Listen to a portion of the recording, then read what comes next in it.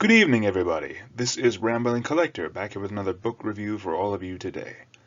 And today we will be talking about a neat little time travel novel called Before the Coffee Gets Cold by Toshikazu Kawaguchi. And before you ask, I feel like this would be an anime light novel, but a very different one. And for those of you who do not know, this definitely caught my interest, mostly for the fact of two things. One, I'm a huge coffee lover. And secondly, when it comes to science fiction, one of my biggest tropes that I absolutely adore is time travel, due to the many different concepts within it. But, enough of that, let's get started on the book highlights for me. So to start off with, the book highlights. So, I won't lie to you guys. At first, I thought this whole story would actually be 4 separate stories, separated into chapters, but it surprisingly enough had a progressive story taking place. I realized this about story 3, The Sisters. And I won't lie to you guys, out of the 2 stories that were shown here, the 2 that hit the hardest for me personally were Husband and Wife and The Sisters. But one of the biggest strengths I would say about this novel is that each chapter, or story, takes place from the point of view of a different character. For instance, in the husband and wife story, we have the wife dealing with a husband who is currently diagnosed with Alzheimer's, and his condition is rapidly getting worse to the point that he does not even remember her. But through a little time travel, she learns to embrace the fact that he has Alzheimer's and essentially just still play as his wife, rather than a nurse. But The Sisters was definitely one of the hardest hitting, especially considering the story here, that being regret. Because in this story, you have the younger sister who goes out to visit the oldest sister who seemingly ran away from home to avoid working in the family business of the family-owned inn. But the younger sister has continuously come down every month to Tokyo to pursue the sister.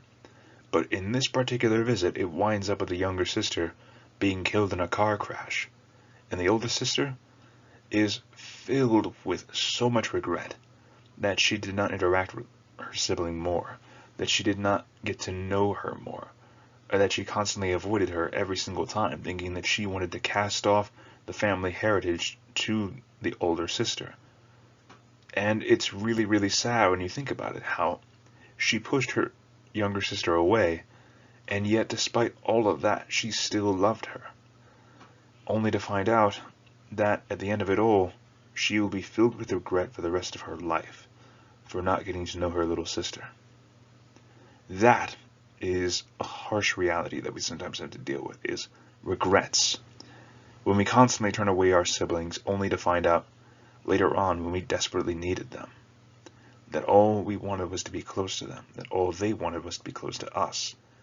And through our selfish actions, we drove them away until it was too late. But one of the biggest highlights I will say about the book as well, besides the stories, were in fact the use of time travel as a plot device. But, with this being said, each time travel is very unique. Some approach it as a science, some approach it as a power. This one here approaches it with a very unique set of rules. For instance, there is only one chair in this little underground cafe that allows you to go back in time. And I'm sorry for not mentioning that earlier, this all takes place in a little underground coffee shop. But there's only one seat throughout this entire scenario that shows you essentially to go in the past. There's only one chair in this entire cafe that allows you to go back into the past. But there are select few rules. 1. Customers cannot leave the seat when they are traveling back into the past. And no matter what, even if they do go back in time, the present itself will not change. The only people you can meet are people who have visited the cafe, meaning that if there is someone you want to meet, if they have not visited the cafe, you have no chance of seeing them again. And number 4, the customer must return from the past before the coffee grows cold, which is apparently a very huge rule. In fact, the chair that holds the time traveling capability is held by a ghost of a woman who failed to follow the rules and now seemingly haunts that chair, and she only moves from it once during the day when she has to go to the bathroom. And at that point, if you try to disturb her before then, she will curse you.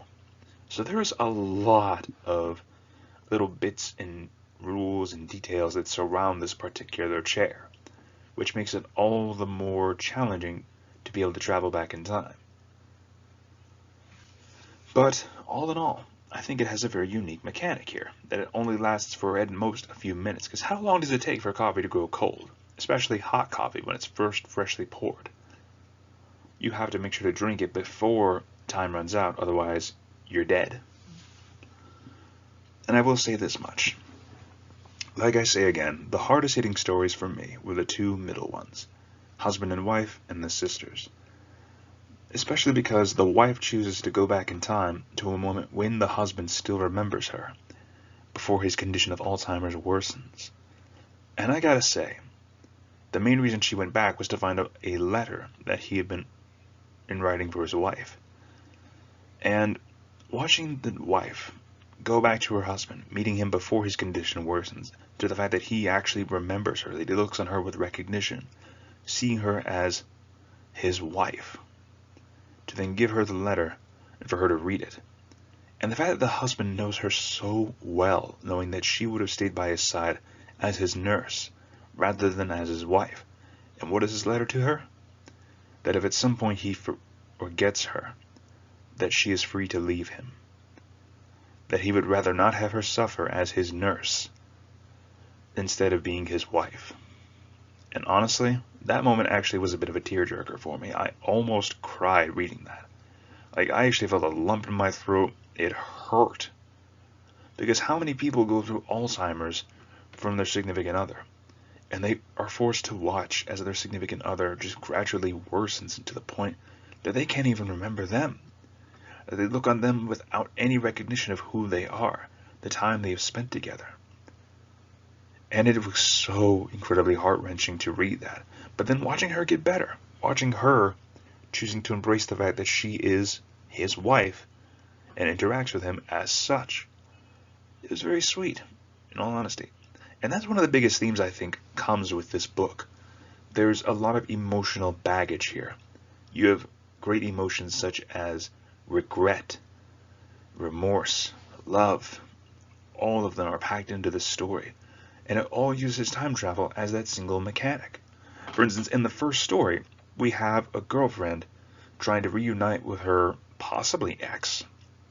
She goes back to talk to him, only for him to tell her the reason why he was so distant with her.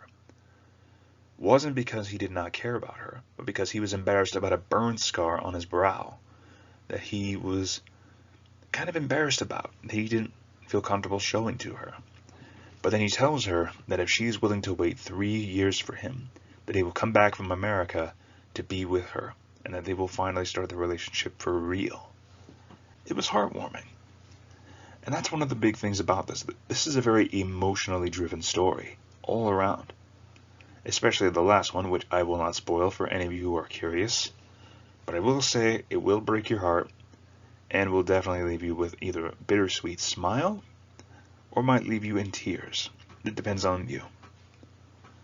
But with all this being said, let's move on to random thoughts, shall we? So, a bit of random thoughts here. I have read a lot of time travel series, or at least seen a lot of them. My two biggest ones being Doctor Who and Steins Gate.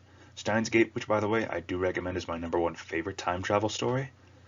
But all in all, I have never seen one that tackles it like this.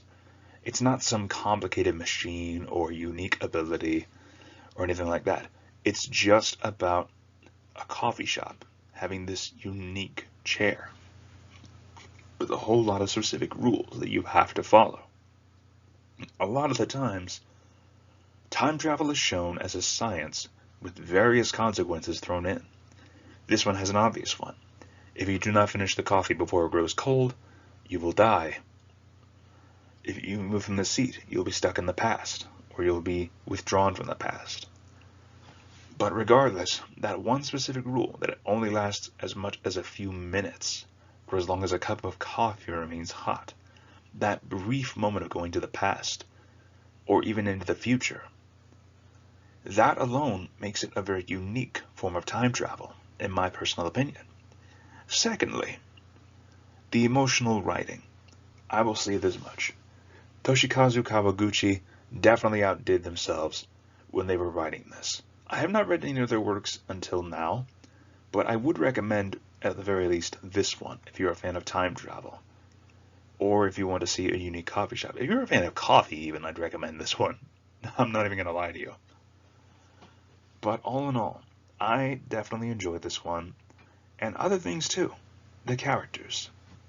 I really liked how all of them were interconnected in some way, shape, or form. They didn't just pop up and leave for the rest of the story. They popped back in. We saw more of their lives. And that really allows you to grow with these characters, to connect with them, which makes their thought processes all the more, I want to say engaging would be the right word. Engaging is definitely a good word. But with all that being said, if you're interested in other time travel series, I do recommend Steins Gate or The Doctor Who, especially if you're a fan of The Master. I've absolutely loved their audio drama CDs. Absolutely do recommend. But I think this is the end of Random Thoughts here. Let's move on to the score. So all in all, I would have to give Before the Coffee Gets Cold a good solid 10 out of 10 for good emotional writing, very well done story pacing, and all in all, a unique version of time travel. I have to say, this one definitely is one of the more unique time travel mechanics, especially if you want to just read it in a coffee shop or something. But I will say this much.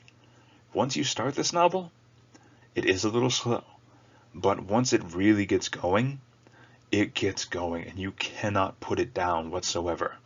Or at least, that's just my thoughts. But anyways, you guys, if you're interested to see some other anime light novels or manga that I reviewed, feel free to check out the playlist here.